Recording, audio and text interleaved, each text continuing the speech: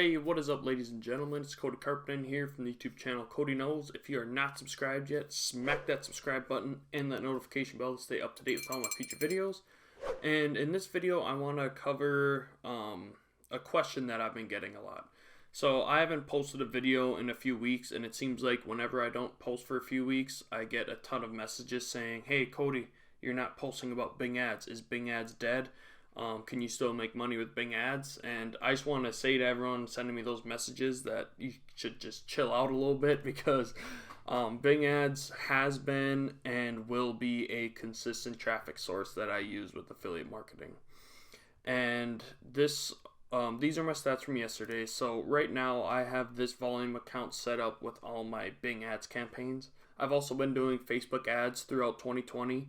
And I started out using volume to track with my Facebook ads campaigns for affiliate offers, but now I'm just tracking with the Facebook pixel. So I only promote offers on Facebook ads that allow pixel placement on the thank you page, because then you can optimize for conversions and scale a lot easier versus not being able to have that conversion pixel on the thank you or checkout page or whatever you call that. So that's an update for what I'm using throughout 2020, Bing ads and Facebook ads. Obviously still using email marketing, messing around with some solo ads, and I've done a little bit of testing with native ads, more specifically using Volume DSP, which is actually really cool. So yeah, these are my stats. So in the last 2 days, so today is April 17th, from April 15th to 16th, I generated 925, and it all came from the Bing ads traffic, as you can see.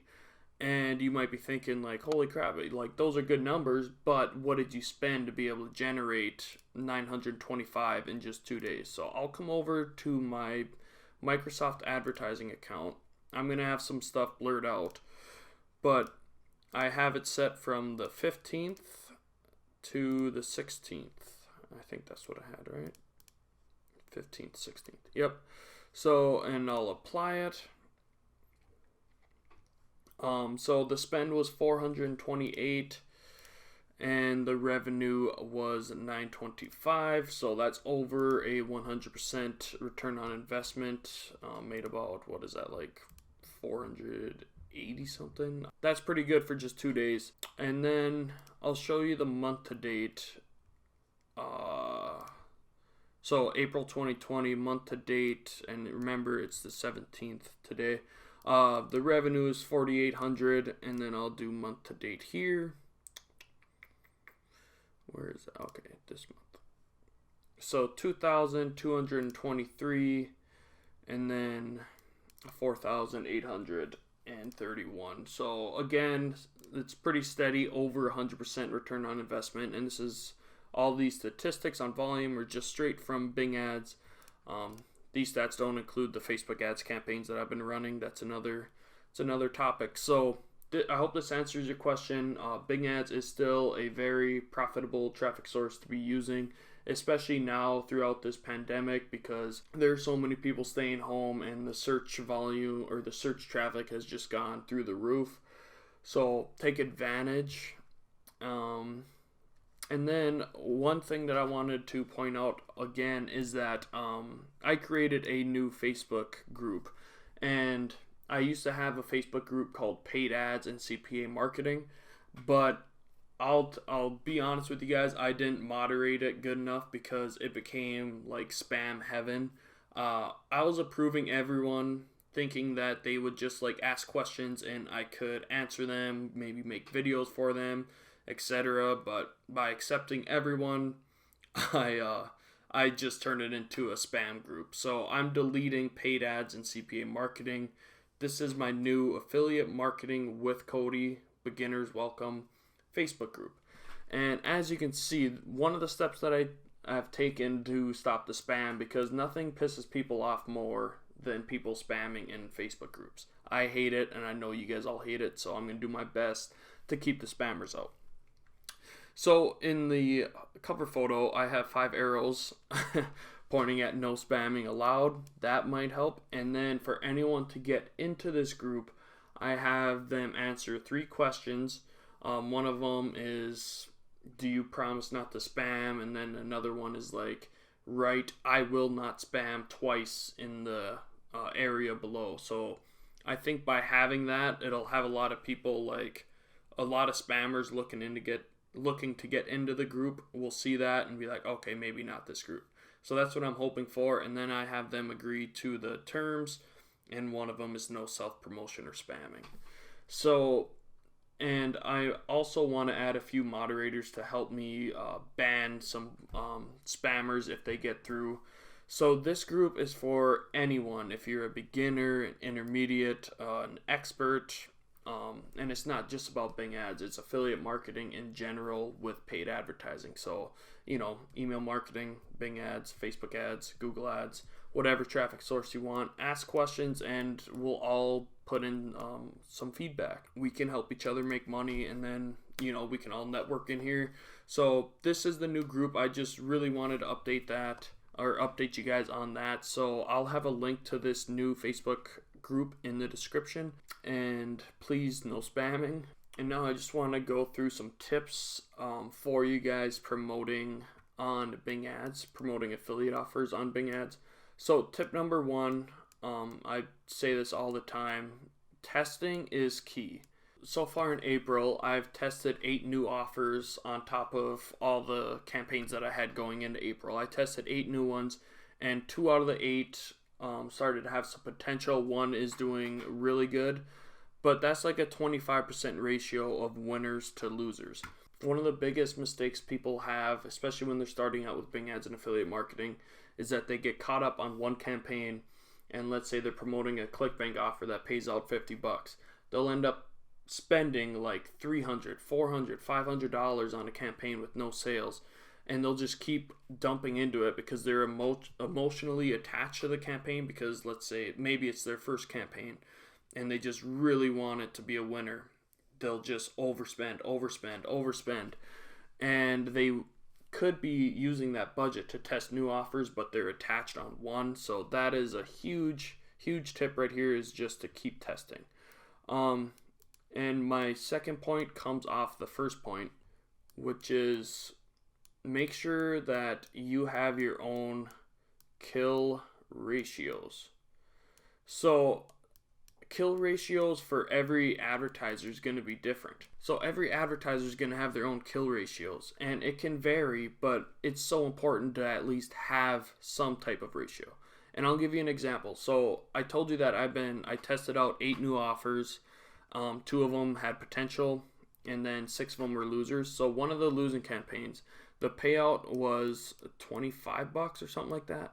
And I usually don't like to go lower than $30 payouts when I'm creating a campaign on Bing ads, but I tried doing this because I think this was like a lead gen offer. So $25. I said, if I spend $300 with no sales, no nothing, I'm going to kill the campaign. But, so that is spending, 12 times the offer payout. So you can do 12 times offer payout if the payout is small. But you're going to have a different kill ratio if you're promoting, let's say, a high ticket training course and you get paid $500 per conversion.